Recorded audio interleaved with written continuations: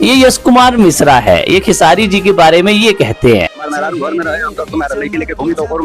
मतलब आपकी शादी हो रखी है, उसके बाद आप अगर अपनी गर्लफ्रेंड बना रहे हो, उनको घुमा रहे हो, तो वो गलत है, वो मेरी नजर से भी गलत है। लेकिन जब इनसे पूछा जाता है निरहुआ जी के बारे में तो ये कहते हैं दिनेश जी काफी सुलझे हुए अभिनेता हैं, काफी अच्छे अभिनेता हैं। ये इंटरव्यू मतलब जिस बंदे को सालों से अपनी पत्नी से प्यार नहीं हुआ, जो खुलेआम इंटरव्यू में कहता है कि मुझे अपनी पत्नी से आज तक प्यार था ही नहीं, आपसे प्रेम नहीं हो पाया, कभी नहीं हो पाया, कभी नहीं। हाँ, वो फर्ज है कि माँ बाप ने किया है तो वो फर्ज निभाना है।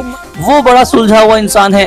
वो अपनी गर्लफ्रेंड अमरपाली के साथ हर जगह दिखता है भाई, हर जगह, मतलब हर जगह।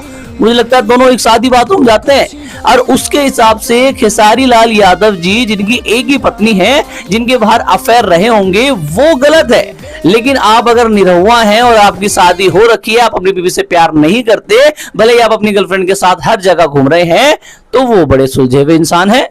भैया ये दोगलापंती नहीं तो क्या है।